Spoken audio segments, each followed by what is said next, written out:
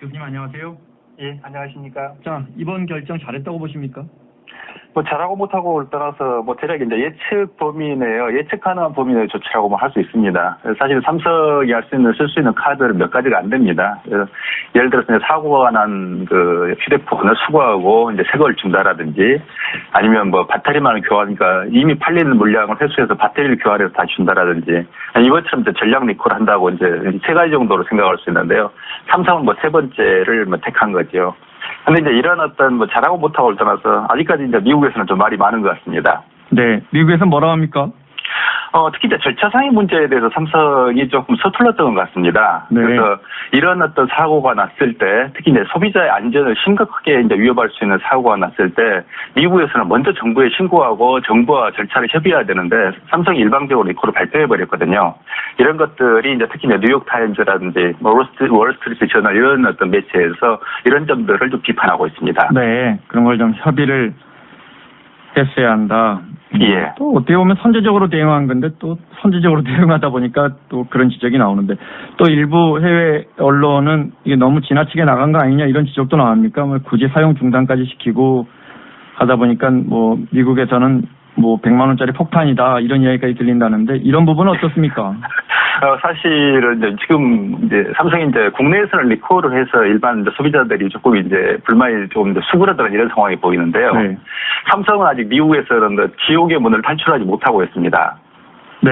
예를 들면 지금 미국은 이제 이번에 나왔던 보도를 보니까 그 플로리다에서 이제 노트7 구매자가 네. 배터리 과열로 화상을 입었다고 이제 첫 이제 피해 보상 소송이 제기됐습니다. 네. 이런 집단 소송이 가능. 집단 소송이 미국은 정말 무서운 겁니다. 그럼요. 네. 네. 예, 이런 것들이 아직 끝나지 않았기 때문에 아직 이제 불이 특히 이제 미국에서 꺼지지 않은 거죠. 네.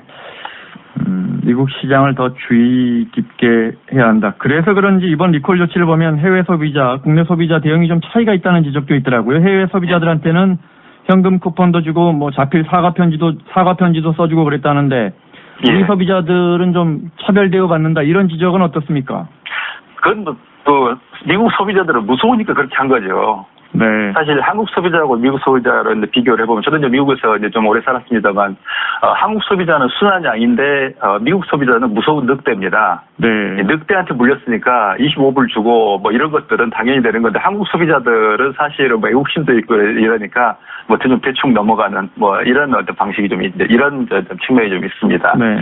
특히 한국 같은 경우는 이번에 이제 그 통신비에서 좀 그 점이 좀 아쉽습니다만 네. 통신비에서 좀 차감해 준다라는 이런 방식을 지금 논의하고 있다고 이야기를 했거든요. 네. 근데 왜 미국처럼 그냥 25불씩 줘버렸으면 네. 오히려 뭐 좋았을 텐데 이런 뭐 좀 쓰려면 좀 통크게 쓰든지. 네. 그래서 25불을 제가 이제 계산을 해봤더니 대략 한 150억 정도 되더라고요. 네. 한국에서 이제 소비자에게 줬을 경우에. 네. 네. 근데 이런 것들을 조금 소심하게 했다는, 그러니까 좀 밸런스가 안 맞는 측면이 좀 있습니다. 네. 일단 리콜 조치 자체는 잘한 거라고 보십니까? 일부에서는 이거 판을 너무 키웠다. 차라리 그냥 원하는 구매자들, 소비자들에게 뭐 우리 돈 5만 원, 미국에서 한 뭐 5만 원, 10만 원, 그러니까 뭐 50불, 100불 정도 원하는 사람들 오면 현금 보상했으면 어떻게 했느냐? 리콜하지 않고요. 이런 네. 지적은 어떻게 보십니까?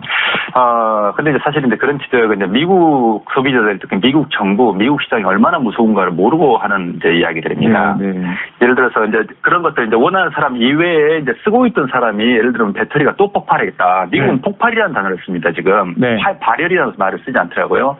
근데 그럴 경우에 그리고 특히 이제 집단 소송에 들어가면 미국은 어떤 이런 사건을 노리는 변호사들이 수없이 많이 있습니다. 네. 집단 소송을 노리는. 네. 이런 향후의 문제가 즉 1차적으로 문제를 처리했는데 또 터질 경우는 이건 삼성은 수습할 수 없습니다. 그리고 이런 여파는 유럽이나 중국 시장으로 번져갈 수 있기 때문에 네. 이걸 그 다음에는 이제 게임이 끝나버리는 거죠. 네.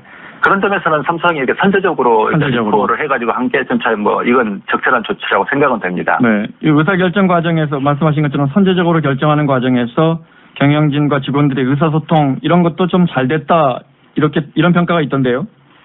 이 점도 조금 그리 뭐 좋은 건 아닌 것 같아요. 이런 이야기들이 흘러나오는 자체가. 네. 예를 들어서 이번 이제 그런 보도를 저도 봤습니다만 뭐 이런 뉴코를 이번에 삼성이 뭐 이재용 부회장 결단으로 끌고 가는 이런 것들이 이제 신문을 통해서 흘러나오는데요.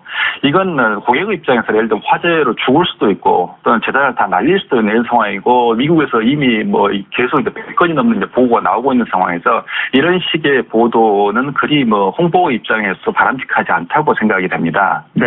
그러니까 예를 들어서 이제 일본이나 뭐 미국에서 만약에 어떤 자국의 회사가 이런 큰 대형 사고를 일으켰는데 네. 만약에 자국의 경영진에 대해서 이렇게 자화자찬하는 기사가 나오면 아마 그 가만히 있지 않을 겁니다. 정부도 소비자도. 네. 제품의 품질이나 기술적 측면을 좀 여쭤보겠습니다. 예. 갤럭시 노트 7의 이번 어떤 배터리 결함은 우연으로 보세요? 사실은 지금 스마트폰의 전체적인 개발과 진화 과정과 좀 관련이 있습니다. 네.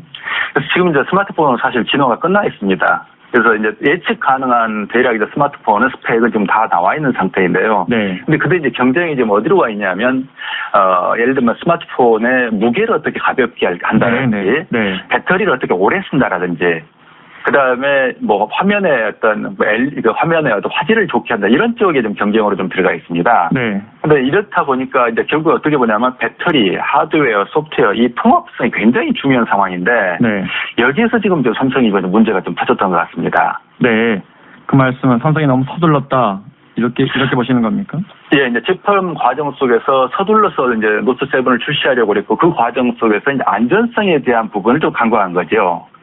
특히 네. 이제 삼성이 이제 애플에 비해 삼성이 약한 것들이 이제 배터리 사용, 그러니까 소프트웨어로 배터리 사용을 제어하고 이게 좀 삼성이 약하거든요. 네. 그러니까 배터리 소모가 굉장히 큽니다. 그래서 이런 부분들에 대한 그리고 이걸 이제 충전할 때 빠르게 충전하고 이런 것들이 좀 중요한 이슈가 되고 있는데 네. 이 부분은 이제 안전성, 즉 제품이 배터리가 폭발할 수 있다는 이런 가능성에 대해서 사실은 삼성이 간과한 거죠. 네. 이 점은 이제 제품의 설계상의 문제 또는 제품 개발상의 문제라고 좀 지적을 할 수 있습니다. 네. 이제 시리즈 넘버까지도 같으니까요. 지금 이제 7 시리즈가 서로 나왔는데 워낙 예. 뭐 경쟁이 정말 치열하니까 그런 점을 간과했다. 서두르다 보니까 예. 덕분에라는 표현이 맞는지 모르지만 애플이 내놓은 아이폰 7은 잘 팔린다면서요?